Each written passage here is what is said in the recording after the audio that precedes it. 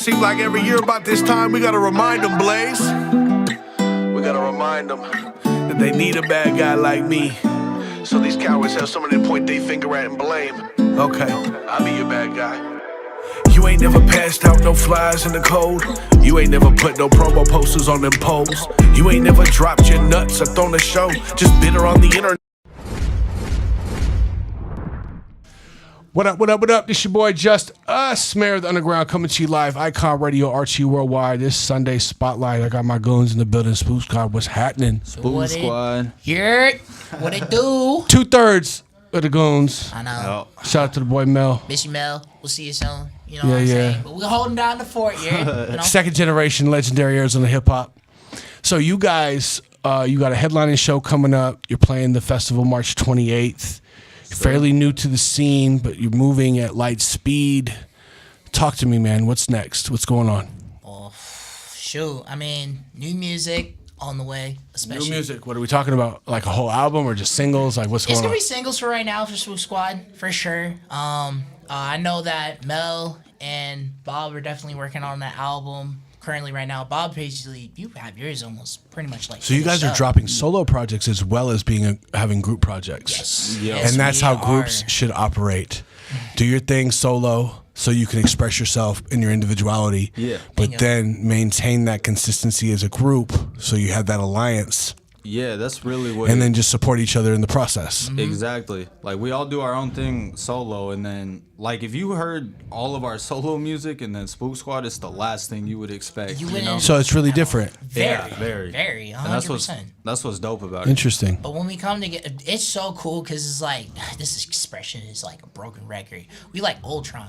You feel me? So it's just like we all little different robots and shit like that and everything. Everybody got their own power sets and their own flows and their own little. Are you familiar with Children of the Corn from back in the day? Yeah, I am familiar with that. Bro, Big L, Shut up. Murder Mace, and Cameron. That's a good one. We're in a group called the Children of the Corn, Harlem fucking World. What? Because they were all three from Harlem.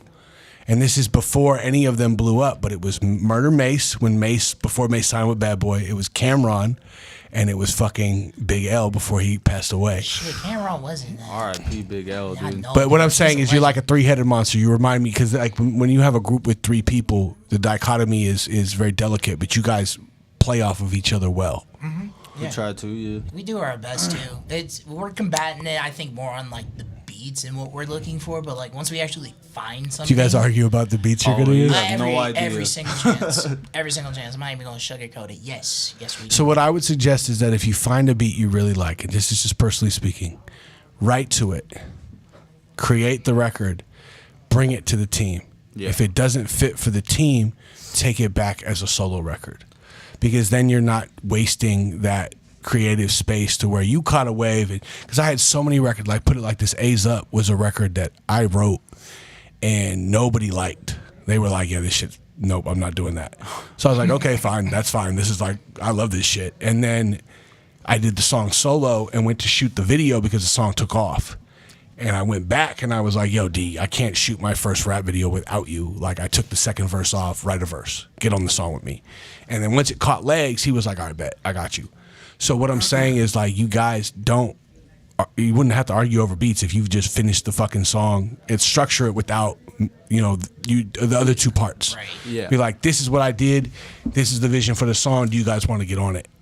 And you'll just move quickly and then you have a record for yourself if it doesn't hit with the squad. I would say it's probably something like that we do, but part of the struggle is, like I'm talking about, we all make very different music. So like usually whatever beat I'm trying to push for the group, that's like never. Yeah, but that's why it's dope. That's why I enjoy watching you. That's why I enjoy listening to your music, because every sequence of the song, it differentiates, right? Mm-hmm. I know when you're rapping, I know when you're rapping, I know when Mel's rapping. I can hear the difference, and it's completely left field. Like you guys are on fucking polar opposite ends of the spectrum. Yeah, definitely. Which is complimentary, and that's rare. So, good shit. Appreciate it. Talk to me about the festival, man. What has your experience been like working with the festival? How do you feel about the festival? Like, keep it a buck. Honestly, it kind of gives us a taste of like what a big mainstream stage could look like for us. Like, even me and Bob, we've been talking as kids, like, the big stage when we know that we made it is going to be Coachella or Rolling Loud. Rolling so Loud. I feel like for this, we're very grateful for it because this is almost like, kind of like a practice run in a way of like how it could be, how it rolls, everything like that. Even with the first show, I'm not gonna lie, when you had the back tent and you had the Red Bull fridge and it was the Red Bulls and everything like that, I felt like a little, You made it. I was like, okay, all right, we did something right for once. Like, holy shit, this is crazy. It's the little things. It really was. It really is. It really was. So that's why I was very grateful for this. And plus, honestly, at least for my parents, our moms, for sure, they would be telling us, they're like, y'all been talking about this since you were kids, so like it's cool to actually see y'all actually doing it, you know? And the festival gave you that platform to at least experience it at that level. 100%. And we're always going to be grateful for it. I can't wait for it to just get bigger and bigger and bigger, and then we turn into our own Coachella. And then Coachella's hitting us up, and it's just like, hey, we want to have... You know how much Coachella spends on production? Oh, stupid. Probably like billions. Do me a favor. Like billions. Go look it up. I'm kind of scared. Because no, like it put into perspective, like, dog, they spend millions and millions of dollars on the production, and then the artists, Nicki Minaj, Lil Sean, spend $250,000 to bring in their stage production. Crazy. They spend their own money. Like, Yeah, a lot of no. artists don't even make money playing Coachella because they spend it all on their stage presence, because they know what that experience means and how many people are going to be in this fucking desert sea of people. And they know that name is already going to sell them tickets regardless. Well, they don't give a fuck. They just want to make a statement. Oh, shit. Like, Nicki's like, nah, I want to show y'all motherfuckers why I'm queen. And Lil Sean's like, yeah, I'm gonna fucking shit on you. So, like, it's just from an artistic standpoint, like, it puts into perspective, like, yo, the festival shit ain't cheap. But if you guys do what you do and I do what I do and we meet in the middle, we create an experience for Arizona that's just, ain't nobody doing that shit anywhere in the country on an independent level. No. And that's the best part about it is, like, it's not all about like Nicki Minaj or whoever, you know. It's about you see the whole like Whole underground city right there. pulling up. Do you know how many so out of dope. towners hit me up and I tell them, listen, man, I wish you the best. It's not that you're not welcome, Yeah. but this is for the city. And that's dope. It's probably, and I like that. It's we keep unheard it of. AZ. I bring out a few that I have relationships with regionally that I know have legs in their city, they're gonna get on Instagram and film it, and then it's gonna reach Denver, and they're gonna be like, yo, man, Phoenix is fucking active. Yeah. Like, shit's popping. Yeah. High key. That's my favorite, like, because, you know, everyone wants to say, like, we don't have our underground like Detroit or Chicago or something does, but I like, disagree. It's like, look around, you know? It's just right here. It's a different underground scene. How I honestly see it, this is gonna be a hot take. Detroit, Chicago, New York, Atlanta, Florida, Houston. mainstream underground.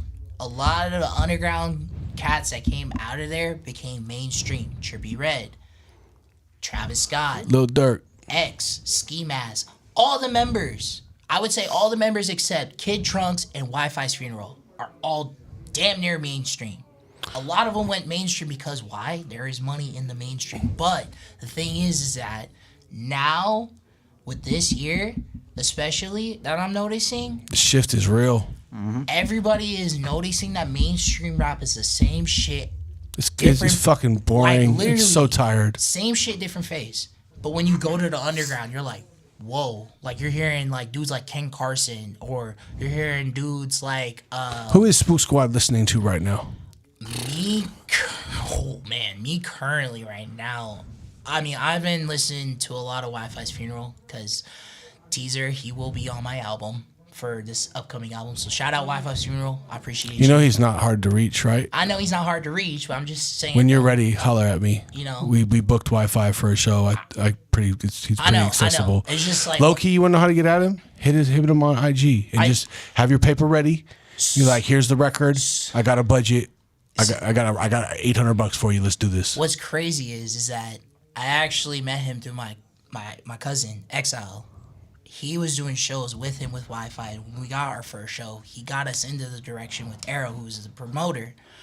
At the first show, he was there. So, you know, I tapped him. I tapped in with him. You know, I said, what's up, everything like that. And I even tapped in with his homie, his manager, actually, Suburban, the Trap. There you go. So I tapped in with him, asked him about, you know, feature prices and everything. And, you know, I chopped it up and I got it going. And I'm telling you, the songs. Yeah, but now that you guys have more bandwidth online and you got a little bit more motion and you send them a dope record, they're more inclined. Yeah. So. You know. So honestly, the sky's the limit at this point.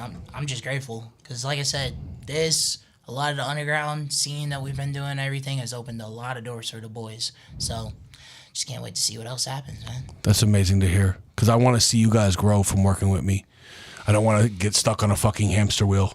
Yeah. I don't want to be the next MC Hammer, bro. I really don't.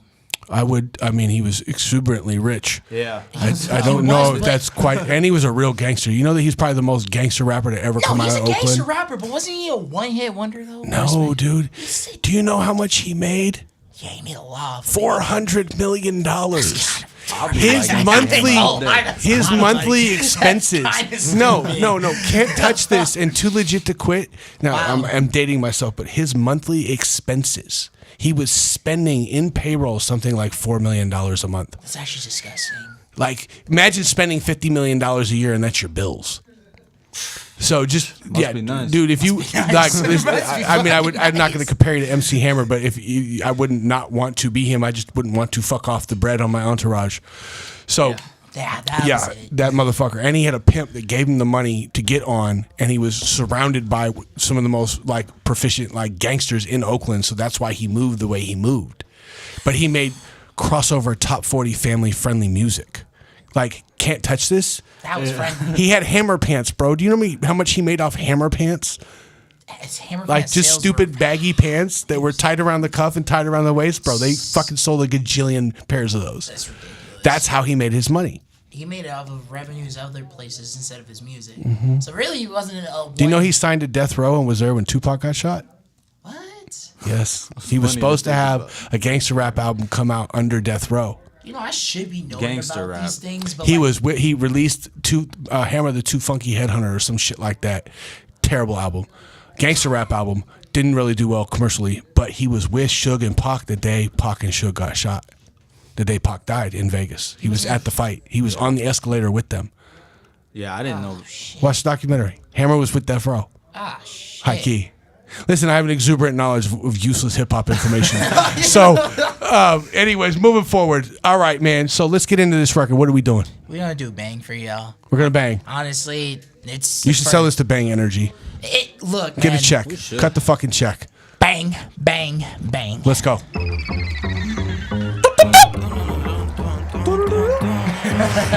That's right.